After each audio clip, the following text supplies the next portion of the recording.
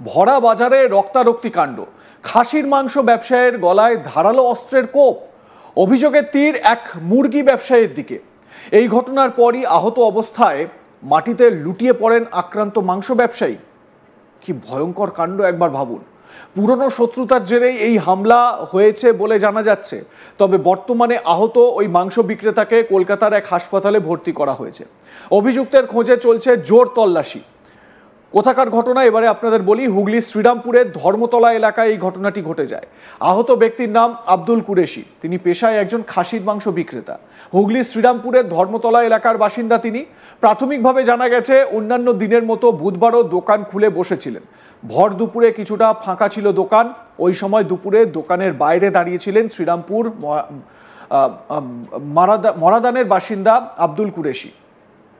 তিনি একজন মুরগির মাংস বিক্রেতা বলে জানা গিয়েছে। হঠাৎ কিছু বুঝে ওঠার আগেই আব্দুলের গলায় ছুরির কোপ বসায় আরেক আব্দুল। রক্তাক্ত অবস্থায় লুটিয়ে পড়েন তিনি। এদিকে পরিস্থিতি বেগতিক বুঝে এলাকা ছাড়ে আব্দুল, মানে যার বিরুদ্ধে অভিযোগ যে মুরগির মাংসের ব্যবসায়ী। আগে থেকেই দুজনের মধ্যে ঝামেলা ছিল। পুরনো শত্রুতার জেরেই এই আক্রমণ বলে জানতে পারা যাচ্ছে। আহত আব্দুল কুরেশিকে প্রথমে শ্রীরামপুর হাসপাতালে ভর্তি করা হয়, যা অবস্থা আশঙ্কাজনক হওয়ায় পরে তাকে কলকাতার এসএসকেএম হাসপাতালে স্থানান্তরিত করা হয়। এই ঘটনার পিছনে অন্য কোনো কারণ রয়েছে কিনা তা নিয়েও ধোঁয়াশা তৈরি হয়েছে। অভিযুক্তের খোঁজ শুরু করেছে শ্রীরামপুর থানার পুলিশ। কিন্তু কেন এই ঘটনা ঘটলো, কিভাবে এই ঘটনা ঘটলো সেটাও কিন্তু খতিয়ে দেখা হচ্ছে। এবং আশ্চর্য, ভরা বাজারে এভাবে এক ব্যক্তিকে বা এক মাংস বিক্রেতাকে তাকে এভাবে কোপ বসিয়ে দিল আরেক ব্যবসায়ী, এবং ওই বাজারেরই ব্যবসায়ী। দীর্ঘদিনের শত্রুতা থাকতে পারে, পুরনো কোনো বিবাদ থাকতে পারে, মতানৈক্য হতে পারে, এই সমস্ত অনেক কিছু থাকতে পারে। কিন্তু তাই বলে এরকমভাবে হঠাৎ করে একজনের ওপর চড়াও হয়ে আরেকজনকে খতম করে দেবে, এই ঘটনা কিন্তু স্বাভাবিকভাবে একটা আশ্চর্যের ঘটনা। যেটা জানতে পারা যাচ্ছে যে ব্যক্তি আহত হয়েছেন তিনি খাসির মাংসের ব্যবসায়ী, খাসির মাংস তিনি বিক্রি করেন, এবং যে ব্যক্তি তাকে আক্রমণ করেছেন তিনি মুরগির মাংস বিক্রেতা। স্বাভাবিকভাবে এলাকায় উত্তেজনা ছড়িয়ে পড়ে। এই এলাকা থমথমে পুরো, এবং ওই এলাকার মানুষ তারা পর্যন্ত ভেবে কুলকিনারা করে উঠতে পারছেন না কি পরিস্থিতি হয়েছে।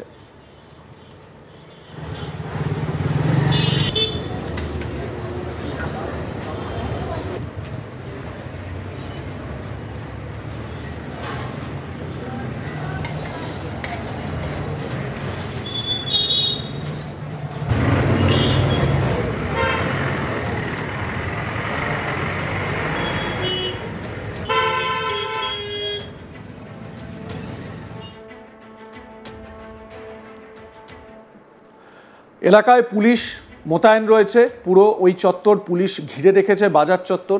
কিন্তু প্রশ্ন হচ্ছে যে কেন এইভাবে এই ঘটনা ঘটলো। যদি আমরা ব্যবসায়িক কোনো বিষয় দেখি তাহলেও দেখা যাচ্ছে যে মুরগির মাংসের বিক্রেতা তিনি মুরগির মাংস বিক্রি করেন, এবং খাসির মাংসের বিক্রেতা তার ব্যবসা তো সম্পূর্ণ আলাদা। আপনারা নিশ্চয়ই বিভিন্ন জায়গায় দেখেছেন যে খাসির মাংস যারা বিক্রি করেন তারা একরকমভাবে ব্যবসা করেন, আবার মুরগির মাংস যারা বিক্রি করেন তারা একরকমভাবে বিক্রি করেন বা তারা একরকমভাবে ব্যবসা করেন।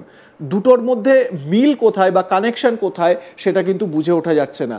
কোথাও কি আর্থিক লেনদেন সংক্রান্ত সমস্যা, মানে ওই খাসির মাংস বিক্রি করছেন যে ব্যবসায়ী তিনি টাকা পয়সা নিয়েছিলেন ওই ব্যক্তির থেকে, অভিযুক্ত ব্যক্তির থেকে, তার টাকা পয়সা তিনি মেটাচ্ছিলেন না, সেই কারণে কি বচসা থেকেই এই ধরনের ঘটনা, এই বিষয়গুলোও কিন্তু এখনো স্পষ্ট হয়নি।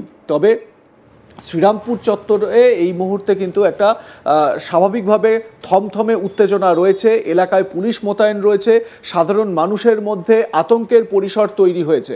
সাধারণ মানুষ তারা ভাবছেন যে দিনে দুপুরে এরকম ঘটনা কি করে ঘটে গেল। একবার ভেবে দেখুন, বাজার খুলছে সেই সময় এই রকম পরিস্থিতি। সেখানে তো মানুষ বাজার হাটে যান, স্বাভাবিকভাবে মানুষ সকালই বাজার করতে যান এবং বাজার হাট করে রাখেন, বাজার হাট করেন, মাংসও কেনেন, খাসির মাংস কেনেন, মুরগির মাংস কেনেন, যার যেরকম পছন্দ। এবার হঠাৎ করে এইরকম রক্তারক্তি কাণ্ড, যেটা কিন্তু কোনোভাবেই স্বাভাবিক বলে অন্তত মনে হচ্ছে না এলাকার মানুষের।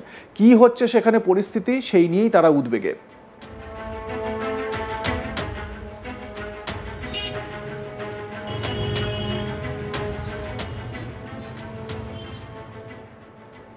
লাইক কমেন্ট শেয়ার করতে ভুলবেন না। দেখতে থাকুন আজ তাক বাংলা। সাবস্ক্রাইব করুন আমাদের ইউটিউব চ্যানেলটি, বেল আইকন প্রেস করুন নোটিফিকেশন পেতে।